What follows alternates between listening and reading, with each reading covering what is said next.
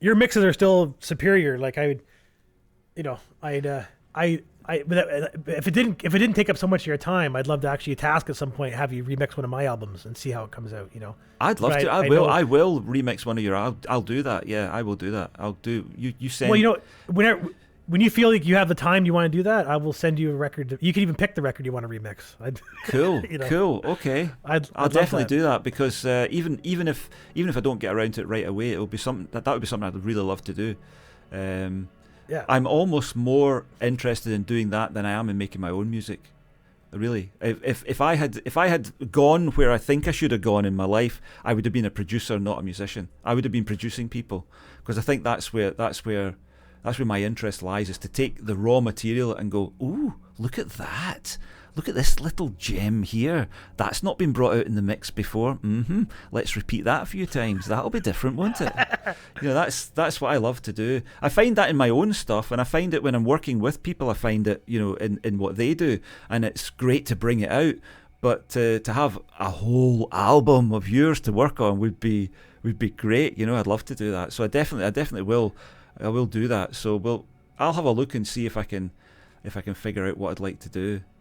And anything you ever want to fling at me to get my opinion on, please do. Don't think that you're getting in the way, because I'd rather be doing that than my own stuff, to be honest. I'd rather be doing that. Maybe I'll try and do that, because I've been hovering over the send button for a couple of days now to send you that song I told you called Euphoria Sound I just wrote, because I feel this pang of guilt, because when I send a song to my buddy Liam, I'm lucky if I get that was cool within a week or two. That's about all I get. Or I really like the synth part. Yeah. And I'm like, there was no synth in that song. Well, whatever that was, I thought was a synth. I've got a guy like that as well. He means well, but he just doesn't have it. He can't make good criticism. Yeah. Well, but at least I know that when I send it to him, I'm gonna get his attention. I'm gonna get his ears, and he's gonna tell me if it's shit or not. Yeah. But when I send you something, I get a novel in return, which makes me feel guilty. No, but I love doing that. You see, shit. I love doing that. If I've had things in the past where I've done that. You see, it's partly through being slightly autistic. If you ask me to do something, I'm not just going to go, yeah, there you go. I'm going to start from the beginning, and I'm going to do everything that I can possibly do with that every single time, unless you say that's too much, stop doing that, and I'll go, really? Oh, okay, well, what do you want me to do? And you can give me a list and I'll do that. But it used to drive people at work mad, because they would say, we need this analysis by tomorrow. And what they were expecting was a paragraph, because that's what everybody else would do. Well, by tomorrow, I would have, as you say, a novel written, which was too much for them. They would say, well, but that's you've written too much. I would say, but that's what you asked for. You asked for an analysis. There's the fucking analysis. Well, can you précis it? Okay, right. So, yeah, I used to get into that all the time. But I never learned from that mistake, because I enjoy doing it so much. When you sent that track to me, I sit down and I go through that like a scientist, I play the first few bars, I pause it, I write my thoughts down. The next few bars, I go through it like forensically, like somebody dissecting a corpse, That's what I do. I just go through it, and I love doing it. So don't feel guilty. That's all on me. Well, I appreciate it then. Maybe I'll if you do enjoy doing it, because the thing with the information you give me is whether it's too much or not, I don't have to take all the information either, right? I can, if it's not whether if I agree or disagree with you, it doesn't make a difference at the end product, right? Because it's still my song, right? Exactly. But any advice you give me, whether it's advice I like or don't, is still going to make for a better song anyway at the end. Yeah, well, right? What you would hope is that there would be something 90% of it you would go, there's nothing either there's nothing I can do about that, or I disagree. But then there'll be the one thing where you go, yeah, I did think there was something funny with that, and he thinks so too, and he's given me a suggestion for how to fix it. Let's try that, and then that does make the song better. But it doesn't happen with every song. There'll be some things you send me and I'll go, I've got nothing to say about this. This is fine. But when you've got something to say about it, I think it's valuable to say it. And as long as you're not the kind of weeping willow that gets all upset when they're criticised, as some people are, get all defensive and like, it was my song and you. Well, why did you ask me about it then if you didn't want me to tell you what I thought? Okay, right, well, fine. Exactly. Well, the thing is because the way you give a critique, it doesn't reflect on the final product in the way you enjoy it, right? Like, so, like, say for example, I have some friends that if they gave me a piece of advice and I didn't follow it, they would bring that up later on. It'd be like, oh, you really should have done that thing I told you, which you've never done that to me. You've never been like, oh, I'm really sad the final version ended up having that thing I didn't like, you know? So that counts for a lot, right? Like, you're giving a genuine critique, but yet you still accept the fact it's not your song, right? So you're okay with whatever happens. Oh yeah, right? But definitely. But the critique you give me is always fantastic. The only ever time I've ever felt like the critique hurt was when I felt like it was done already, and then you opened a can of worms on me, going like, "Well, I really would have done this and that." Oh, like, right. Oh, for fuck's sakes! I apologize. Go yeah, that is something that is one of the dangers of asking me. You know, what do you think? I don't have any filter. I don't know how to say. I don't know how to know that the in-depth analysis or the critique that I'm giving. I don't know when it's not required. Other people seem to, you know, they seem to have better social skills than me. I just go for it all the time. I've got a cannon. That's the only weapon I have. I just fire it off. You fire it. That's it.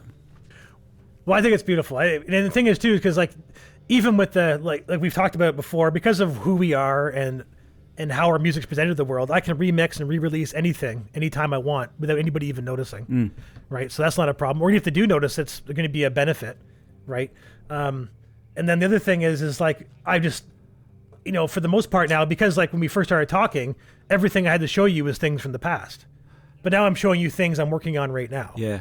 Right. So a critique of something I'm working on right now is much more welcome than something that's already out in the world, because I'm in the middle of futzing with it. And if you give me advice on a song that's already in my mind behind me that I might go back and fix later, I think that advice apply it to a new song, right? Mm-hmm. Because I'm still making those same mistakes you hear in the old songs and my new songs, because it's still me doing the stuff. And I'm still, you know, we have these, and we all get guilty of things, right? We start throwing plugins on and we're making EQ adjustments without even listening, because you're like, well, last time I boosted this and dumped that, you know, and most of the time it's going to work because it's still your voice, it's still your guitar, it's still your rig, so it's going to react the same way, and it slowly morphs into this new thing. But yeah, but the critique on that, the most recent one I sent you, the critiques you put in there were like very poignant, and I agree with almost everything you said. You know, the advice of additions, the advice of like there's one vocal part that's the cleanest vocal in the song, and it's some of my favorite lyrics in the song, which is why I kept it so clean, because I really wanted it to shine. But you said it sounds boxy, and it does.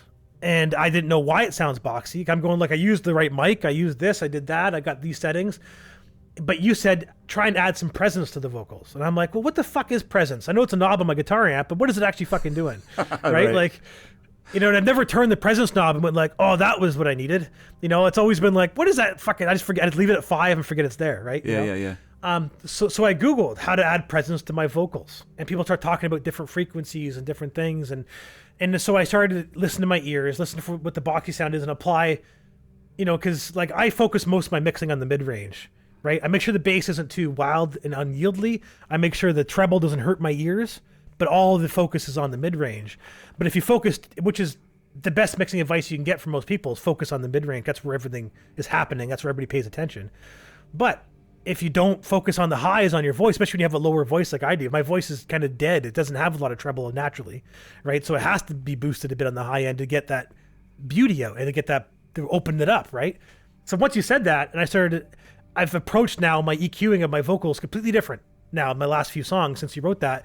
And I'm finding myself, I've probably gone a little too far. Like I want to show you my newest mix, the newest song, the one about loving music. I think it's almost too present. It's almost too bright, too shimmery. Right. But I'm listening to it, and that's part of why I can't stop listening to it, because I feel like I've done my vocals a service I've never given them before. Yeah. And presented them in a way that you've given me confidence to, on top of giving me some mixing advice. So it's monumentally beneficial. Yeah. So much so that like I hear the song, I'm going like, it's better than my last song in every way. Send it to Peri, and you can tell me why it's not, or how it is, or what's still wrong with it, you know? Well, that would be interesting. I definitely would be interested to hear that and see if what I'm hearing now is more like what I would have wanted to hear in the previous one. Yeah, that would be interesting. That would be very interesting. But I'll never say it's something that I hate is when people just say that's shit, or you know, just give you that kind of feedback, or you're crap, or you're not that all that and all that kind of stuff. I never do that. I never do that. I always deliberately and intuitively now as well always try and find the positive thing that could be built on, because you never know. I mean, the Shags exist, you know? People love the Shags. It's the example I always come back to. People love the Shags. And the Shags is empirically, immeasurably the worst music that's ever been published. But people love it. So what is that about? You know, it doesn't matter. It doesn't matter what the technical difficulties or the musical difficulties are. There's always something to build on. There's always something that can be, even if I'm struggling to think that there's an album that exists that couldn't be better. There must, even the best albums, you could still listen to it, especially if you were in that world of making, you know, top class commercial albums. If you were someone like Stephen Wilson or Giles Martin, you could listen to something and go, oh, they've missed that little trick there, or they've missed this little trick. I would have done that differently. I probably can't do that because I am the recipient of the wonderfulness of the Pink Floyd albums and the Porcupine Tree albums, and I take that as my benchmark, so I don't try and find the flaws in it. But anything else, you know, even from people that are professional and, you know, making albums that sell millions, I can still hear stuff in it that is, why did they do it that way? You know, the one that always gets me is heavy rock. There's nothing heavy about most of it. Most of it is lightweight. It's got no bass. There's no bass in most heavy rock. I was listening to something last night, and this is one of their heaviest albums. It was Harmonizer by Black Sabbath, one of their heaviest albums. I thought, yeah, I've listened to that before. I didn't think so. I went and listened to it again, and I thought, yeah, where's the bass? Where's the big kick drum? Where's the big, meaty, kind of overwhelming heaviness of it that they have in other albums? But so people think that's heavy. You know. Nah. So I would criticise that. Yeah. If they brought me in as a consultant, I would say, start again, get some bass in there, get the fucking reverb off the drums. Why does the drums sound as if they're recorded in a cowshed? Get the reverb off. Start again. Well, I'm glad you brought up Black Sabbath with that too, because like I know that this is neat for me because this is one of the bands that like I was into before you, I guess, because I remember you telling me a year ago that you were just kind of like finally discovering Black Sabbath for the first time. Yeah. And I've been a Sabbath fan since before I can remember, because my dad loves Black Sabbath, you know, and especially the early stuff. So it was like Masters of Reality, Paranoid, Volume 4, and the self-titled one, like on repeat when I was growing up. So when 13 came out, remember when they got back and did a proper reunion, like that got the proper treatment. LSD, me and my friends, dark room. And before this first song was even over, I almost turned off the record. And I even bought it on vinyl, which I wish I didn't, because it was like when I started to realize that vinyl wasn't the secret. It's how you treat the vinyl is what makes it sound good, right? It's the mix that goes in the vinyl, not the vinyl's ability to reproduce good music. And they basically took the digital mix they put on the CD, the same one they put on YouTube and shit like that, and put it right on the record. And it was just like digital clipping within 10 seconds of the record, and it clips through the whole record. Really? You can hear that. Oh my God. You can hear the ceiling to the whole fucking thing. And it's got bone crunching riffs. Brad Wilk is doing some great drums on it, you know, like it was just like it was like a missing link in the old Sabbath discography that got just shit on. And I remember my buddy Drew was there, the guy at the Dead Guitar Strings, right? And I went like, he was like, wasn't that fucking awesome? Like after the album ended or the first side. And I said, yeah, maybe if they let me mix it. And he was like, what are you talking about? And I said, if I'd mixed that record, it would sound twice as good as what we just heard there. That was, and he's like, you're telling me you know better than Rick Rubin? You're a better mixer than Rick Rubin. And I said, well, if Rick Rubin mixed it, then yes, that guy, they're right. They said he's guilty of the loudness war. This is a casualty of the loudness war right here. This is a victim, you know, and I just spent $40 on a piece of shit record that guy has no respect. That like the recordings probably sound great somewhere, but what we're hearing is not that reflection of that, you know? And he was angry with me. And then it was like a few weeks later, because I gave him, I think I burned him a copy of because when I listen to a new record, I record it. The first time I listen to it, I record it in my computer, and then I have a snapshot of that very first pristine, clean record, never sound that good again recording, right? Mm-hmm. So I burned him a copy of it for his truck to listen to while he's driving around. And he started complaining about it as the weeks went on, about how like his ears hurt a bit after listening to it. He feels fatigue listening to it, that he thinks he blew one of his tweeters in his truck because it sounds crunchy. And I'm going, no, that's not your tweeter. That's how it sounds. Like that's what I was hearing the first night, that he was able to like because he doesn't have an ear for production, he has an ear for music, but not an ear for production. He can hear past that shit. Like he's the kind of guy that will gladly listen to his music on his phone as much as he'll listen to it on a stereo. Yeah. Which I just think is just like, well, what is wrong with you? That's the other reason why I like sharing music with you, because I know when you listen to my music, you're gonna listen to it properly. You're not gonna listen to it on your fucking phone. No. you know. But yeah, so like that was just one thing that like it burned me big time. So yeah, it's amazing how even the best guys, Rick Rubin, considered one of the best producers in the industry, Black Sabbath, one of the best bands in the game, can produce an album in 2013 that sounded like shit. It's beyond me, and I know. Did you listen to the CD or listen to it somewhere else after that? Yeah, it sounds the same no matter where I listen to it. Oh wow, I'm gonna have to go listen to it again because I love that album. I think it's produced brilliantly. I'll need to listen to it again now. You might have ruined that album for me. Oh shit! I'm sorry. That's okay. I mean, if it is shit, I need to know it's shit. But you see, that might be the fact that my ears are fatigued because I don't hear above 10K. So if there's something that could be it. If there's something up there, most of the distortion's up there. Yeah, I'm not hearing That's where it is. Yeah, right. Okay, that could be it. It's like the guitars sound like someone's breaking bottles at the same time as the guitars. See, and that if Rick Rubin produced it, he's older than me. All the Black Sabbath guys are older than me. So they wouldn't. Nobody heard it. So just crank the treble knob up high, going like, "This will be for the kids." I think probably what happens is that there's something happening that they don't spot, that nobody in the room spots. There was maybe a junior engineer who was 20 years old who was going, "This sounds terrible. What are they doing?" And didn't have the heart to say, this is Rick Rubin. He must know what he's doing. Yeah, I'll give that listen. I'll give that album another listen and see if I can detect it.